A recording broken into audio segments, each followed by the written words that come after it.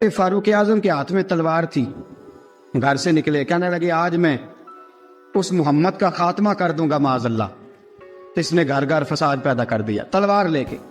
अबू जाल ने ना गुस्सा दिलाया, कहने लगा मक्के में कोई सूरमा नहीं बचा जो मुस्तफ़ा को कत्ल कर दे माज़अल्लाह, 100 खूंट मिलेंगे। ये नाबे उमर कहते हैं तलवार पकड़ी, और ये सवेर की बात है। अभी रात को नबी पाक काबे का गुलाब पकड़ के कह रहे थे अल्लाहुम्मा अइज़्ज़िल इस्लाम बे इस्लाम उमर इब्न खत्ताब, या अल्लाह इस्लाम को इज्जत दे दे, उमर को कलमे की तौफीक दे दे। रात हज़रत उमर कहते हैं दिन चढ़ा तो तलवार लेके ना मैं बाहर निकला।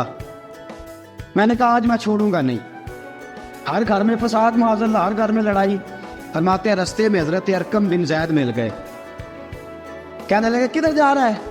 मैंने कहा आज मैं मुस्तफ़ा को कत्ल करूंगा।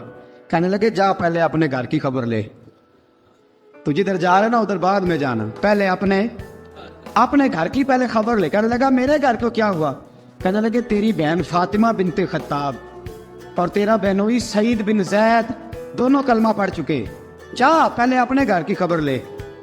हज़रत उमर फरमाते मैं गया, बड़ा गुस्सा आया कि मेरे घर में आग लग गई, मैं सरदार मक्के का इतना सख्त गिर आदमी, मेरे घर में इस्लाम आ गए। फरमाते हैं मैंने जाके ना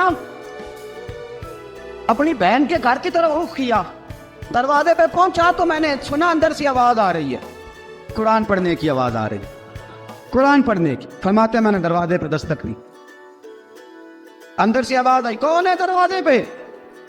मैंने कहा उमर इब्न खत्ताब। फरमाते हैं कि मेरे बहनोई ने कहा कि फातिमा तेरा भाई बड़ा सख्त है। फरमाते हैं मेरी बहन ने जल्दी से कुरान के सफ़े लपेट के ऊपर रख दिए। मेरे भाई जो थे वो मेरे बहनोई एक दरवाजे के पीछे छुप गए। फरमाते हैं मेरी बहन सामने खड़ी है, प्यार भी बड़ा था। मैंने जाते ही कहा क्या कर रही थी? तवज्जो है आपकी? गुलामान मोहम्मद जान देने से नहीं डरते, ये सर कट जाए या रह जाए कुछ परवाह नहीं करते। कहने लगे क्या कर रही थी? हज़रत फातिमा खामोश है। उमर कहता मैंने डांट के, बोलती क्यों नहीं, क्या कर रही थी? मैंने कहा कुरान पढ़ रही थी, कुरान पढ़ रही थी। कहा तुझे पता नहीं, तुझे मेरा पता नहीं? फरमाया सारा ही पता है। कहा तू जानती नहीं लातो मनात को बुरा कहते हैं? फरमाया वो बात की बातें थी, वो जानने ना जानने की बातें। दोस्तों तवज्जो, हजरत उमर इब्न खत्ताब फरमाते हैं कि बहन इस जलाल, इस रोब, इस एतमाद से बोलती थी कि मैंने थप्पड़ मारा बहन के मुंह पे, मेरी बहन उधर जाके गिरी। फरमाते हैं कपड़े झाड़ के खड़ी हुई, कहने लगी उमर एक थप्पड़ नहीं तू 1000 मार, तू 1000 मार, लेकिन ये उम्मीद ना रखना कि मैं कुरान छोड़ जाऊंगी, ये उम्मीद ना रखना मैं कुरान छोड़ जाऊंगी। फरमाते हैं कि मेरे हाथ में तलवार थी, मैंने दस्ते की तरफ से ना, दस्ते की साइड से तलवार बहन को मारी, जोर जोर से, सर से खून निकल आया।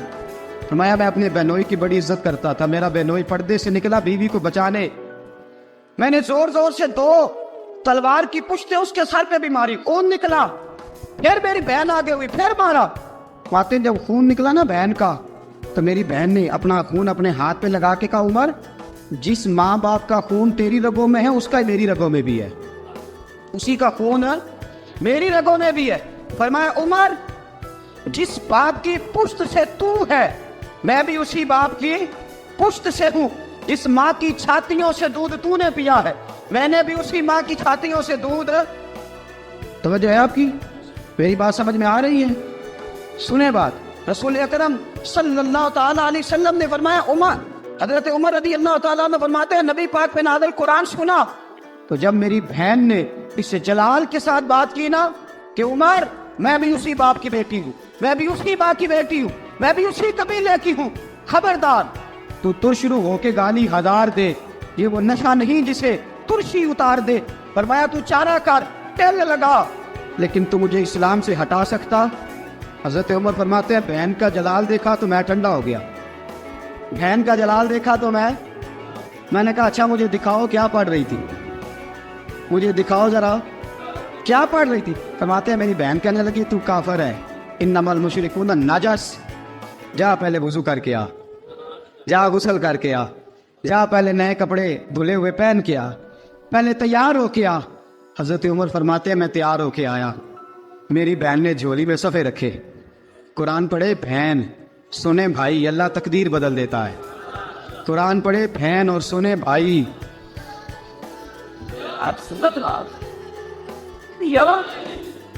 قرآن پڑھے بھائی اور سنے بہن. اللہ تقدیر ہے. لیکن آج بہن بھائی قرآن تو سنتے سناتے ہی نہیں نا. یہ تو رواج ختم ہو گیا نا. وہ قوم جو کل لڑتی تھی ننگی شمشیروں کے ساتھ، وہ آج سینما دیکھنے جاتی ہے اپنی ہمشیروں کے ساتھ. معاذ اللہ، نعوذ باللہ، استغفر اللہ. ہمارا وہ حال نہیں رہا جو تھا. حضرت عمر فرماتے ہیں بہن نے قرآن پڑھا، میں نے قرآن سنا، پتہ نہیں قرآن میں کیا لذت سی، میں رو رو کے بے حال ہو گیا. فرماتے میرے جیسا سخت آدمی، میرے جیسا سخت جو کبھی نہیں رویا تھا، آج قرآن سنا. فَإِذَا سَمِعُوا مَا أُنزِلَ إِلَى الرَّسُولِ تَرَىٰ أَعْيُنَهُمْ. جب قرآن، اللہ کا قرآن پڑھا جاتا ہے جو رسول پہ آیا، تو لوگوں کی آنکھوں کو تم دیکھو گے، ان کی آنکھوں میں آنسو ہوتے ہیں. فرمایا میں رو رو کے بے حال ہو گیا.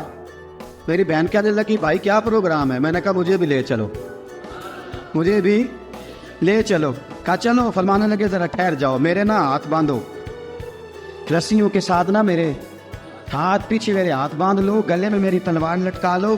میں مارنے آیا تھا، اب میں مجرم بن کے جانا چاہتا ہوں، مجرم بن کے. اور ہمارے شیخ فرمایا کرتے تھے استاد گرامی، حضرت عمر فرمانے لگے مجھے مارتے مارتے لے کے جاؤ. میں چونکہ مارنے آیا تھا نا مجھے. اور ایک پنجابی کا شاعر کہتا ہے حضرت عمر نے کہا کروں آیا سا مار مقامنے نو، کروں آیا سا مار مقامنے نو، ان مینو مار دے لے چلو. متے عمر دی عمر برباد ہوئے جتھے عمر سوار دے لے چلو. کروں آیا سا مار مقابلے نو، ان مینو مار دے لے چلو. متے عمر دی عمر برباد ہوئے جتھے عمر سوار دے، متے عمر دی عمر برباد ہوئے جتھے عمر سوار دے. فرماتے جب پہنچے نا دار ارقم میں تو دروازے پہ حضرت امیر حمزہ کھڑے تھے. حضرت امیر حمزہ، ایک شخص کہنے لگا حضرت امیر حمزہ سے عمر آ رہا ہے. فرمایا آنے دو. کہا حضور وہ تلوار بھی گلے میں لٹک رہی ہے. فرمایا آنے دو. وہ اگر عمر ہے تو میں بھی امیر حمزہ ہوں، وہ اگر عمر ہے تو انا اشہد اللہ و رسول ہی، میں اللہ رسول کا شعر ہوں، آنے دو. کہا آپ کیا کریں گے؟ کہا ادب ملحوظ رکھے گا تو خاطر سے بٹھائیں گے، نمونہ اس کو ہم خلق محمد کا دکھائیں گے، اگر نیت نہیں اچھی تو میں اس کو قتل کر دوں گا، اسی کی تیغ سے سر کاٹ کے چھاتی پہ دھر دوں گا. میں آنے تو دو، آنے دو عمر کو. حضرت عمر آئے، دروازے میں داخل ہوئے. صحابہ فرماتے کہ حضور نے شور سنا. فرمایا کون ہے دروازے پہ؟ فرمایا عمر. فرماتے حضور اٹھے تیزی سے، چادر گر گئی، چادر. حضور تیزی سے اٹھے، کھول دو دروازہ. حضور عمر کے گلے میں تلوار ہے. فرمایا پھاٹک کھول دو. یا رسول اللہ عمر آپ کا دشمن. فرمایا کھولو دروازہ. کہا یا رسول اللہ خطاب کا بیٹا. فرمایا کھولو دروازہ. یا رسول اللہ ابو جہل کا رشتہ. فرمایا کھولو دروازہ. حضور ماجرا کیا ہے؟ فرمایا وہ اپنے آپ نہیں آیا، میں نے رات اللہ سے دعا مانگی ہے، میں نے مانگ کے لیا ہے، میں نے مانگ کے لیا، وہ اپنے آپ تھوڑا آیا ہے. مانگ کھولا دروازہ، آنے دو. حضرت عمر جھٹ سے دروازہ کھلا نا، رسول پاک سامنے کھڑے ہو گئے. کیا منظر تھا؟ ابو بکر فرماتے ہیں تمہیں کیا بتائیں کیا منظر تھا. حضرت ارقم فرماتے ہیں تمہیں کیا بتائیں کیا منظر تھا.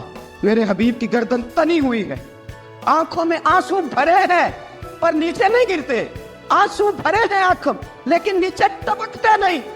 میرے رسول پاک آگے بڑھے، عمر کی گردن جھکی ہوئی ہے، عمر اوپر نہیں دیکھتے. حضور آگے بڑھے، جا کے حضرت عمر کا کندھا زور سے ہلایا. فرمایا کیا پروگرام ہے تیرا، کیا ارادہ ہے تیرا، بول. حضرت فاروق اعظم آنکھ یوں اٹھا کے کہنے لگے سونے بس اب کلمہ پڑھنے کا ارادہ ہے، سونے کلمہ پڑھنے کا. صحابہ فرماتے ہیں پتہ نہیں کیا ہوا، پتہ نہیں، حضور کا اتنا جوش ہم نے کبھی نہیں دیکھا، نبی پاک کو نعرہ لگاتے ہم نے پہلے کبھی نہیں دیکھا. جب عمر نے کہا نا سونے کلمہ پڑھنے آیا ہوں، فرماتے ہیں رسول پاک کے جو آنسو بندے ہوئے تھے نا وہ ٹپ سے نیچے گرے اور حضور نے فرمایا اللہ اکبر، اللہ اکبر. فرماتے ہیں حضور نے جب اللہ اکبر کہا تو سارے صحابہ بھی کہنے لگے اللہ اکبر، اللہ اکبر، اللہ اکبر. حضرت عمر فاروق کا عدل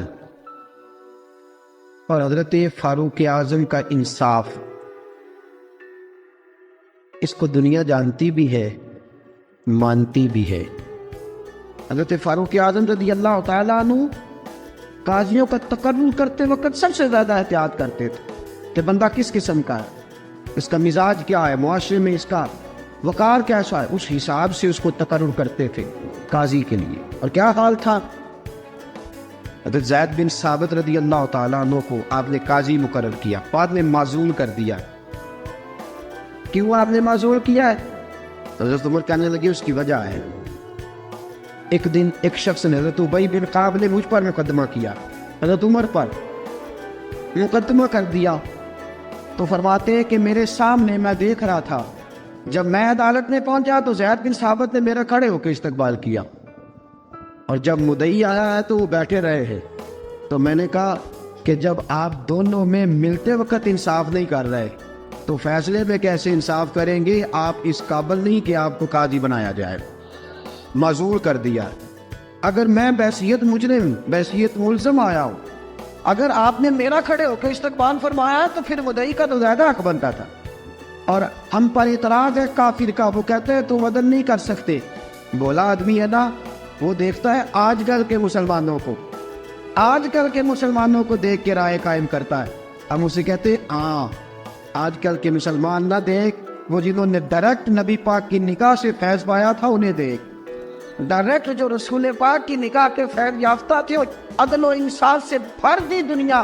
حضرت فاروق اعظم عمر بن عاص مصر کے گورنر تھے.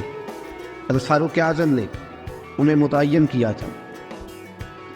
ان کے بیٹے کا مصر میں جھگڑا ہو گیا کسی عام آدمی کے ساتھ، گورنر کے بیٹے کا. گورنر کے بیٹے نے اس مصری کو، ایک عام آدمی کو درے مارے. تجھے پتہ نہیں میں گورنر کا بیٹا ہوں؟ مصری نے کیا کیا؟ گھوڑے پہ بیٹھا سیدھے مدینے آ گیا، سیدھا مدینے.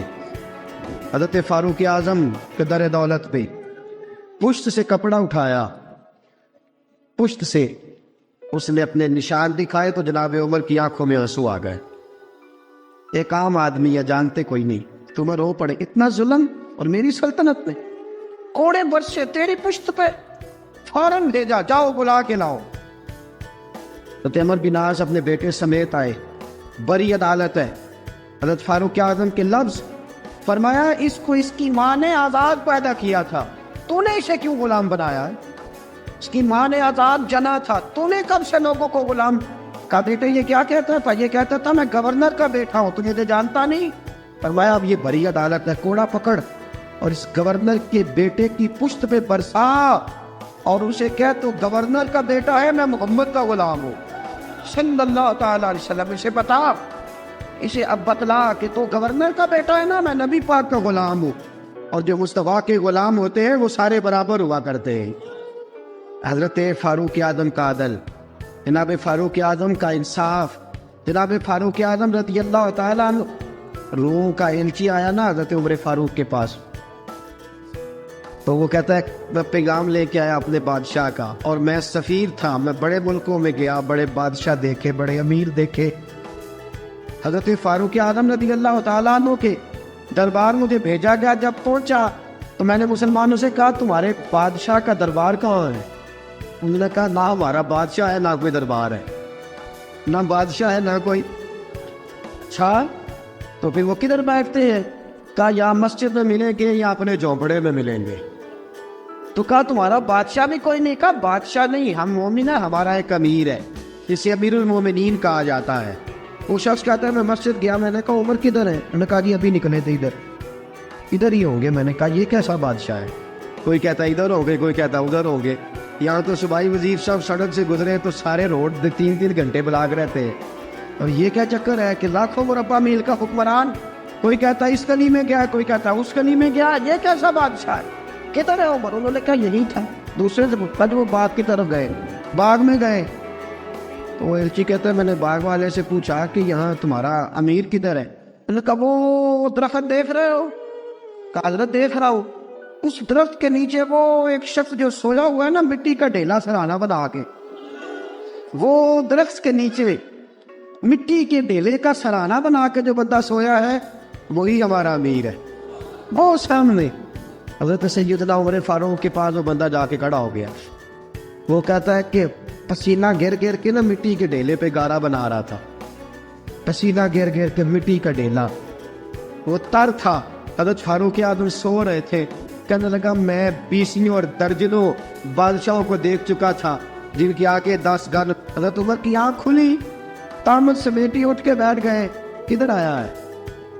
کہنے لگا حضرت جی آیا تو کسی اور کام تھا, آیا تو کسی, لیکن اب کام کوئی اور بن گیا ہے. آپ نے فرمایا اب کیا کام بنا ہے؟ کہنے لگا میرا کام یہ بنا ہے کہ میرا بھی دل کیا میں بھی کلمہ پڑھوں اور نبی پاک کا غلام بن جائے. یہ کام بن گیا. اور ساتھیوں بس مدینے میں وہ دن بڑا عجیب تھا جب سیدنا فاروق اعظم کے بیٹے کا معاملہ آ گیا. آج 60 سال کا بوڑھا عمر ابو شامہ حضرت عمر کے صاحبزادے یہودیوں نے سازش کر کے انہیں نبیذ پلا دی. نبیذ جائز تھی, نبیذ کیا کہ شراب پلا دی. پھر مقدمہ قائم ہوا. کہا اب پتہ چلتا ہے عمر کتنا عدل کرتا ہے. سیدنا فاروق اعظم کے پاس گواہ آئے, صاحبزادہ اندر کھانا کھا رہا تھا. فاروق اعظم نے گریبان سے پکڑا, کھینچ کے لائے. فرمایا ابو شامہ چل, تو نے شراب پی ہے, تجھے کوڑے مارے جائیں گے, تیرے لیے 100 یا 80 کوڑوں کی سزا تیاری کر لے. ابو شامہ کہتے ہیں کہ ابا جی انہوں نے نبیذ کہی تھی, شراب پلا دی. فرمایا تو نے پی کیوں؟ تو نے پی کیوں؟ بڑے بزم میں بار شیر مسجد نبوی کا فاروق اعظم. اولاد تو بزدل کر دیتی ہے نا بندے کو, اولاد تو کمزور کر دیتی ہے. آج مدینے نے عجیب ماجرا دیکھا. حضرت فاروق اعظم کی زوجہ روتی ہوئی آئی, کہنے لگی حضرت جی میرا لخت جگر ہے, ایک کوڑے کے بدلے پیدل حج کروں گی, ایک کوڑے کے بدلے صدقہ اور خیرات کروں گی. میرا بیٹا غلطی کر بیٹھا ہے, یہ کام نہ کرے. آپ نے فرمایا تو مجھے کہتی ہے میں یہ کام نہ کروں, تیرے حج اور تیرے کوڑے کیا کرتے, تیرے حج اور صدقے کیا کرتے ہیں؟ کوڑے لگانا میرے مصطفیٰ کی شریعت کا قانون ہے. تو بیٹے کی بات کرتی ہے, عمر کا اپنا معاملہ بھی ہوتا تو عمر یہی سلوک کرتا. لوگوں نے کہا حضرت جی آپ تھوڑی دیر, ابھی ان کی والدہ پریشان ہے, گھر میں پریشانی, حضرت ٹھہر جائے, کل پرسوں ترسوں سزا دے نہیں دیے گا. فرمایا تمہیں یاد نہیں جب مدینے کی ایک بی پی نے چوری کر لی تھی اور میرے مصطفیٰ کی بارگاہ میں کہا گیا تھا حضور ذرا ٹھہر جائے, سزا نہ دے, تو حضور نے فرمایا تھا اگر فاطمہ بھی چوری کرتی تو ہاتھ کاٹ دیتا. تمہیں یاد نہیں نظر مصطفیٰ کے ٹکڑے کھانے والا ہوں, میں کیوں دیر کروں, اس نے گناہ کرنے میں دیر کی ہے جو سزا میں دیر کروں, برساؤ کوڑے. حضرت افلا نامی غلام, حضرت جی آپ کا لخت جگر ہے. فرمایا لخت جگر نہ دیکھ, مصطفیٰ کا قانون دیکھ. میرا بیٹا نہ دیکھ, مصطفیٰ کے قانون کا قیام ضروری ہے. اگر علی بیٹے کی قربانی دے سکتا ہے, اگر لوگ فاطمہ کے بیٹے کی قربانی یاد رکھیں گے تو تاریخ کبھی بھی عمر کے بیٹے کی قربانی نہیں بھولے گی. فرمایا غلطی سے ہو گیا یا جیسے بھی, اسے خیال کرنا چاہیے تھا. کوڑے لگاؤ. 80 کوڑے لگے تو بیٹے کی روح پرواز کر گئی. جب جوان بیٹا کسی کا, کوثر نیازی نے کہا تھا باپ کا جنازہ اٹھانا بڑا آسان پر بیٹوں کے جنازے اٹھانے بڑے مشکل ہیں. جب فاروق اعظم کا بیٹے کا انتقال ہوا, بیٹے نے آنکھیں کھولی, باپ کی طرف دیکھا تو سیدنا فاروق اعظم عدل و انصاف 2 آنسو آنکھوں میں آئے. کہ بیٹا حضور سے جا کے کہنا کہ عمر نے بیٹا نہیں دیکھا, آقا تیرا قانون پہ جا کے حضور سے میرا پیغام دینا. حضرت ابو شامہ رضی اللہ تعالیٰ عنہ وصال کر گئے. تاریخ کیسے کیسے منظر اذانت الخلفاء شاہ ولی اللہ کی بطور حوالہ پیش کر رہا. حضرت ابو شامہ کا وصال ہو گیا, 20 کوڑے باقی تھے. لوگ کہنا حضرت جی آپ کیا کرنا ہے؟ کرنا اس کا جنازہ پڑھو, اسے قبر میں دفن کرو, باقی 20 کوڑے اس کی قبر پہ مارو, اس کی قبر پہ 20 کوڑے مارو. کا حضرت جی ایسا بھی ہوتا ہے؟ ورنہ اس لیے ایسا ہوتا ہے کہ یہ میرے مصطفیٰ کا قانون ہے, میری اولاد کا معاملہ ہے تو میں دارگزر کروں. فرمایا مارو کوڑے. حضرت سیدنا حذیفہ بن یمان فرماتے فاروق اعظم بیٹے کی قبر پہ کھڑے تھے, داڑھی آنسوؤں سے بھری ہوئی تھی. میں دوڑا ہوا آیا, میں نے کہا عمر نہ رو, آج خواب رات تیرے بیٹے کا جنازہ تھا, جنازہ پڑھ کے سویا ہوں تو خواب میں مجھے رسول پاک کی زیارت نصیب ہوئی ہے. نبی پاک خواب میں تھے تو 2 سبز غلے تیرے بیٹے کو پہنا رکھے تھے اور رسول پاک کی بغل میں کھڑا تھا. حضور نے فرمایا عمر کو جا کے کہنا کہ تو نے بیٹا پاک کر کے بھیجا تھا, اللہ نے جنت کے سارے دروازے کھول دیے ہیں. اللہ نے عمر کو میرا سلام کہنا اور اسے کہنا عمر تیرا حدود اللہ قائم کرنا خدا کو بھی پسند ہے, مصطفیٰ کو بھی پسند. ساتھیو عمر انتقال کر گئے. 26 ذی الحجہ کو زخم لگا, یکم محرم کا دن، آج کا دن حضرت فاروق اعظم کو یاد رکھنا، لوگوں کو بتانا، دن بار عمر کی باتیں کرنا، خراج تحسین پیش کرنا۔ حضرت فاروق اعظم کو زخم لگا، آپ نے فرمایا اپنے بیٹے سے، بیٹا جا حضرت عائشہ کے پاس، گنبد خضرا میں 3 لوگوں کے دفن ہونے کی جگہ ہے، ایک میں ابو بکر دفن ہو چکے، ایک میں رسول پاک کا مزار قدسی بن چکا، ایک جگہ خالی ہے، جا کے عائشہ سے پوچھنا، مجھے پتہ ہے وہ 18 سال کی عمر میں رسول پاک پردہ کر گئے، 18 سال سیدہ کی عمر تھی، عائشہ نے جگہ اپنے لیے رکھی ہوئی ہے، جا کے باہر کھڑے ہو کے کہنا، اماں جی، عمر کہتا ہے میرا دل کرتا ہے، میرا دل کرتا ہے کہ مجھے نبی پاک کی گنبد کے سائے میں جگہ ملے، جا کے عرض کرنا، اور بیٹا باہر کھڑے رہنا، زیادہ ضد نہ کرنا، مومنوں کی ماں ہے۔ حضرت سیدنا عبداللہ ابن عمر کے باہر کھڑا تھا، دروازے کے باہر کھڑے ہو کے کہا کہ عمر کا بیٹا ہو، اماں جی، عمر فرماتے ہیں اجازت دو، کچھ دل کرتا ہے نبی پاک کے ساتھ لے جاؤ، وفا میں گزار دی عمر ساری زندگی لے سجنو آسا توڑ نبھائی، دل کرتا ہے حضور کے ساتھ لیٹنے کو۔ حضرت عائشہ صدیقہ، حضرت عبداللہ ابن عمر فرماتے ہیں میں دروازے سے باہر کھڑا تھا، لیکن عائشہ کے رونے کی آوازیں باہر تک آ رہی، حضرت عائشہ صدیقہ ہچکیاں لے کے روئی۔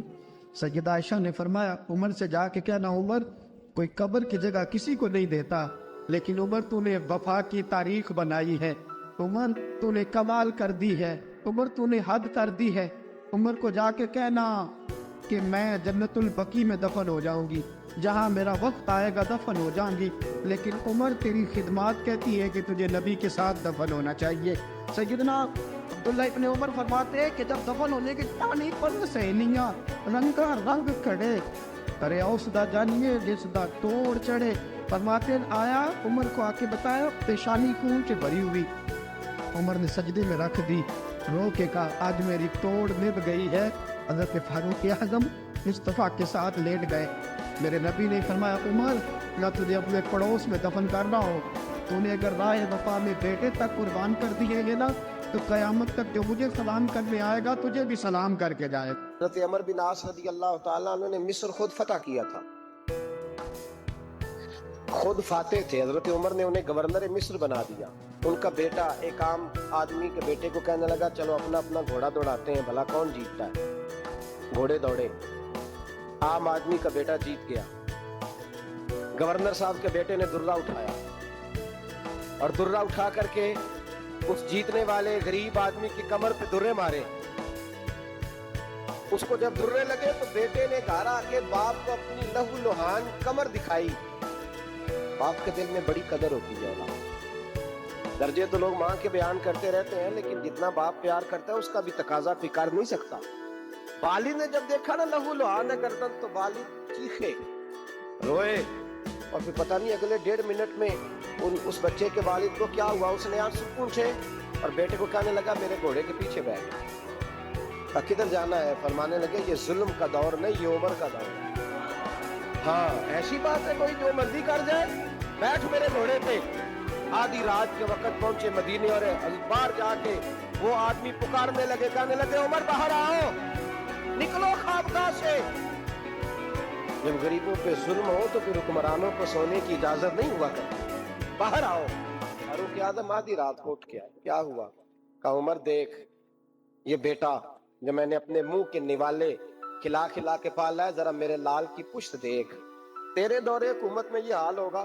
حضرت فاروق اعظم نے کہا جاؤ بلا کے لاؤ فاتح مصر کو۔ حضرت عمر بن عاص بیٹے سمیت آئے، جناب فاروق اعظم فرمانے لگے مجمع میں کھڑا کر کے، فرمایا کیوں مارا تو نے اس کو؟ گردن جو گئی۔ فرمایا تو گورنر کا بیٹا تھا اس لیے مارا ہے؟ اس غریب آدمی کے بچے کو کہا درے پکڑ، اور گورنر کے بیٹے کو اس کے سامنے مار، اور اتنے مار کے اسے سمجھ آئے۔ جب اس کو درے لگ رہے تھے تو لوگ دیکھ رہے تھے، تھوڑی دیر گزری تو حضرت سیدنا عمر فاروق رضی اللہ تعالیٰ عنہ نے فرمایا گورنر مصر کو بھی سزا دو، اس کے کپڑے اتروا کے اسے ٹاٹ کا لباس پہناؤ۔ لوگ کہنے لگے حضور گورنر صاحب کی کیا غلطی؟ سنو اور یاد رکھنا۔ حضرت فاروق اعظم کہنے لگے اس بچے کے دل میں بات ڈالی کس نے کہ تو گورنر کا بیٹا ہے؟ किसने बात डाली कि तू चौधरी का बेटा और बाकी कमी होते हैं? किसने सिखाया इसे? वो ताकतें भी हम कुचलेंगे जो सिखाती हैं कि फलाना बड़ा है फलाना छोटा है। फरमाया ना, जब कोई रसूलुल्लाह का कलमा पढ़ लेते हैं वो बराबर हो जाया करते हैं। इसको किसने सिखाया? किसने सिखाया इसको?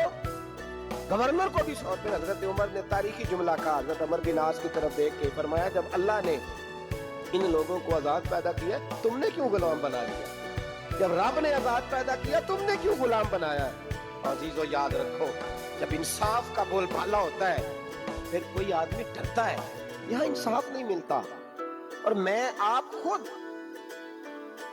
एक बार याद आ गई, हजरत उमर का जमाना था तो गस्सान के बादशाह ने कलमा पढ़ लिया। जो लोग गरीब कहलाते हैं ना, वो जरा मेरी बात पे ज्यादा तवज्जो करें, गरीबों को सुनाने लगा। गरीब जरा तवज्जो करें। गस्सान के बादशाह ने इस्लाम कबूल कर लिया और इस्लाम कबूल करके ही वो आए हज करने। हज के बाद तारीख हुए तो एक नफली तवाफ कर रहा था गुस्सान का बादशाह, शाह गुस्सान।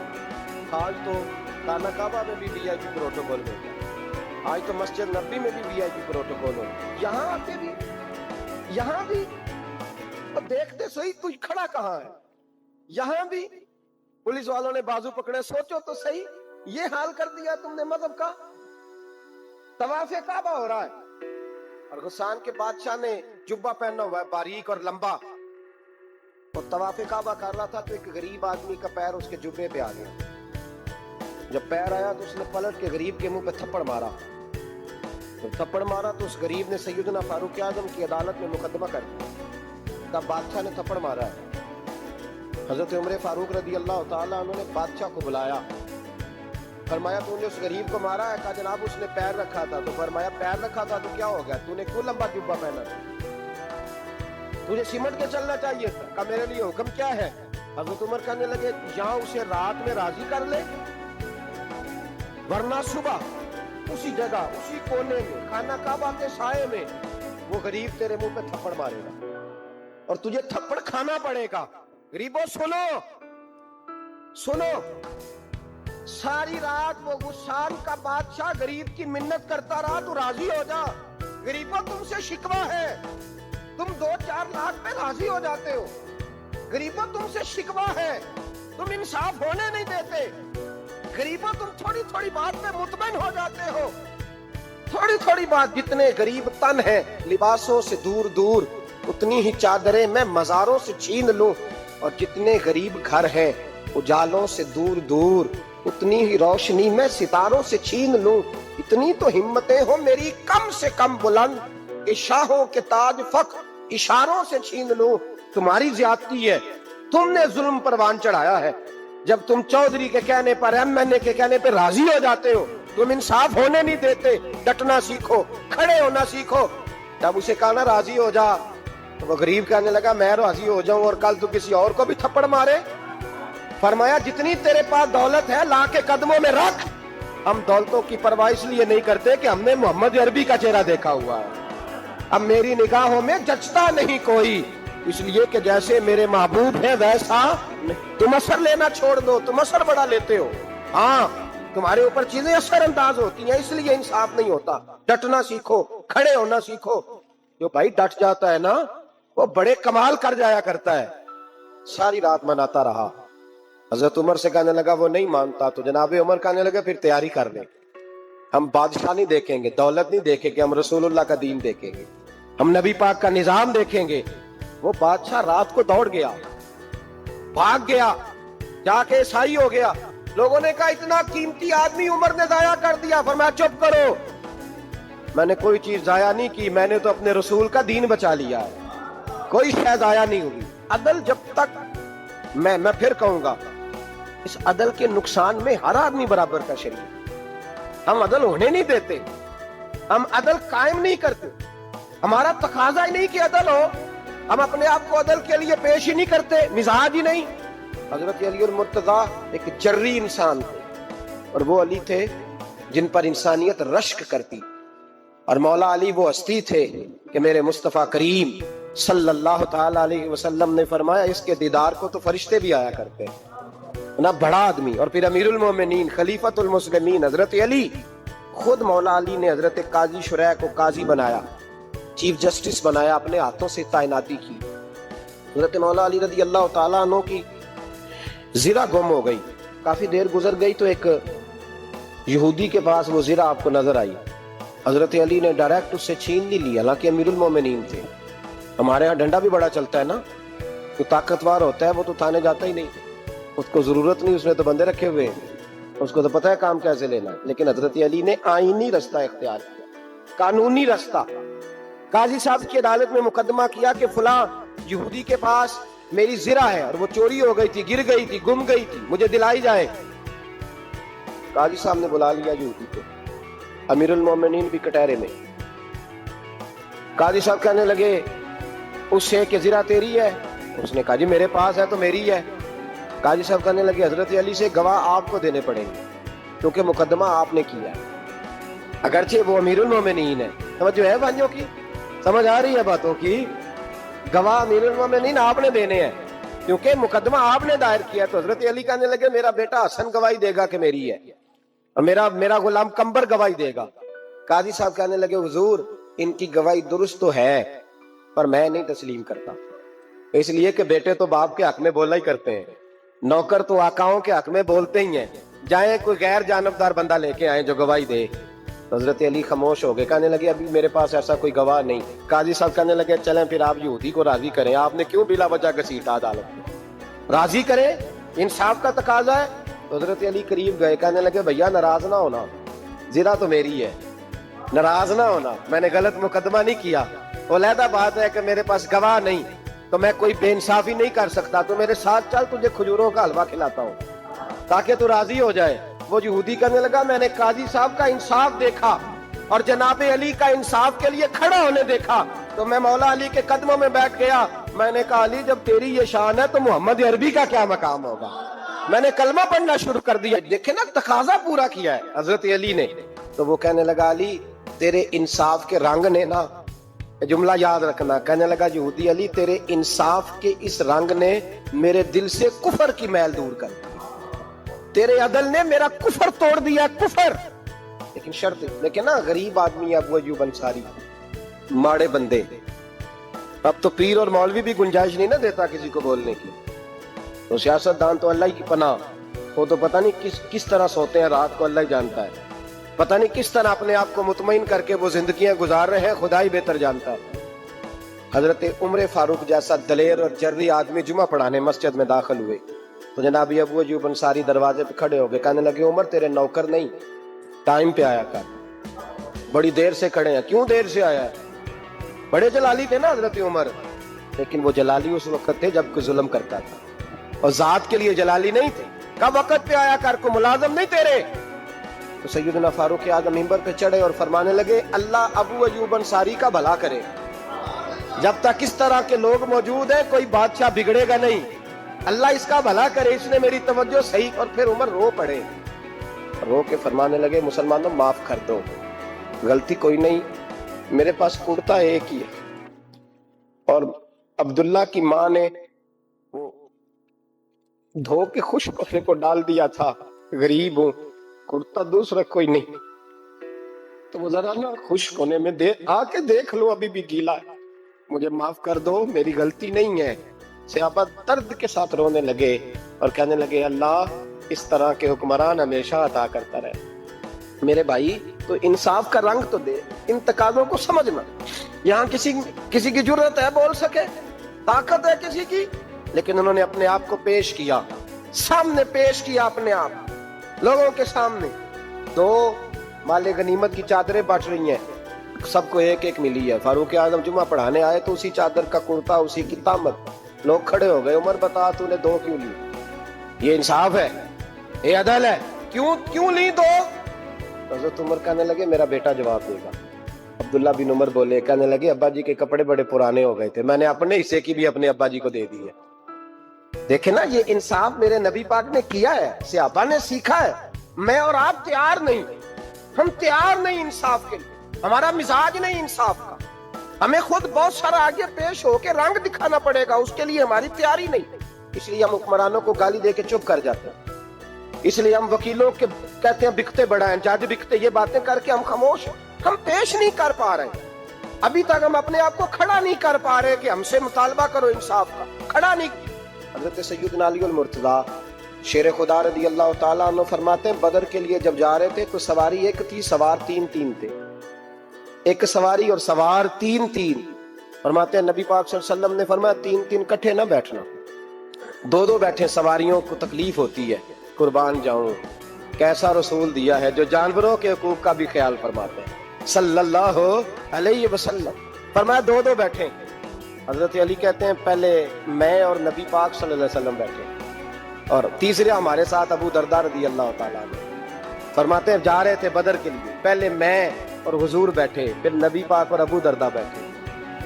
فرماتے ہیں پھر نمبر لگ گیا میرا اور ابو درداء، اور مصطفیٰ نے گھوڑے کی لگام تھامی، حضرت ابو درداء تڑپ اٹھے، کہنے لگے علی نہ طبیعت مانتی ہے، نہ ادب مانتا ہے، نہ عشق مانتا ہے، تو اس طرح کر، میں تو چھوٹا ہوں، آپ کہیے رسول پاک سے، آپ ہر لحاظ سے بڑے ہیں، آپ عرض کیجئے کہ حضور نہ ادب مانتا ہے، نہ عشق مانتا ہے، نہ پیار مانتا ہے، نہ تقاضا ہے، مہربانی کرے آ جائیں۔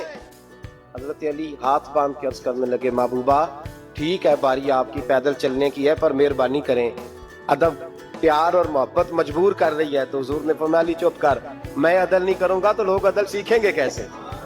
اگر میں عدل نہیں کروں گا تو قوم سیکھے گی کیسے؟ مجھے عدل کرنے دے، انصاف کرنے دے، فرمایا چلنے دے مجھے پیدل، کچھ نہیں ہوتا۔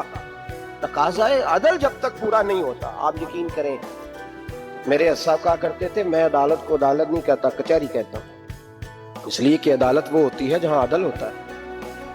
یہاں تو حال یہ ہے، بتائیے وکیل کو نہیں پتا ہوتا کہ جو میرے پاس آیا یہ غلط آدمی ہے، وہ اس کی حمایت کرتا ہے کہ نہیں، اس کے ساتھ چلتا ہے کہ نہیں، جھوٹ کے ساتھ آخر تک لڑتا ہے کہ نہیں لڑتا؟ جو گواہ بن کے جا رہے ہوتے ہیں انہیں پتا ہوتا ہے کہ نہیں کہ ہم جھوٹے کی گواہی دینے جا رہے ہیں؟ تو پھر کیا سارا ظلم حکومتیں کر رہی ہیں؟ معاشرہ بھی تو اپنی ترتیب بدلے نا، لوگ بھی تو اپنا رنگ بدلے نا، لوگ بھی تو طبیعت بدلے نا۔ کون منتخب کرتا ہے انہیں ظالموں؟ عوام، اور پھر اس کے بعد شکوہ بھی عوام ہی کرتی ہے۔ خدا را تقاضے سمجھو، مزاج سمجھو، طبیعت سمجھو اسلام کی۔ میرے نبی پاک صلی اللہ علیہ وسلم نے عدل کا بول بالا کیا ہر مقام پر، ہر نقطے پر۔ رسول پاک صلی اللہ علیہ وسلم نے عدل عدل اور عدل کی آواز بلند فرمائی۔ کوئی مقام ایسا نہیں، آپ پڑھیے کتابیں، اگر ایک کلمہ پڑھنے والے اور یہودی کا فیصلہ آیا ہے اور نبی پاک صلی اللہ علیہ وسلم نے یہودی کو حق پہ سمجھا ہے تو نبی پاک نے یہودی کے حق میں فیصلہ دیا۔ وہ منافق بگڑ گیا ہے، حضرت عمر کے پاس گیا ہے، لیکن حضور نے فرمایا جہاں جاتا ہے جا، فیصلہ وہی کیا جائے گا جو عدل پہ مبنی ہے۔ میرے رسول پاک علیہ الصلوۃ والسلام کے صحابہ کے قریب دنیا داری آ سکی نہیں آئی۔ حضرت ابو بکر صدیق نے پانی مانگا تو لوگوں نے دودھ دیا، فرمایا پیچھے کرو، ابو بکر نے نعمتیں چھوڑ دی ہے۔ اب ابو بکر وہ والا کام کرتا ہے جو رسول پاک نے کیا ہے، فرمایا نہ دودھ شاید پیش نہ کرو، جو مانگتا ہوں بس وہ دو۔ دوستو بیان کیسا لگا کمنٹ میں ضرور بتانا، اور اپنے دوستوں اور رشتہ داروں کے ساتھ شیئر ضرور کرنا۔ اللہ ہم سب کو اس بیان پر عمل کرنے کی توفیق عطا فرمائے۔ تو دوستو پھر ملتے ہیں اگلی ویڈیو میں، جب تک اپنا خیال رکھیے، ہمیں دعاؤں میں یاد رکھیے۔ السلام علیکم ورحمۃ اللہ وبرکاتہ۔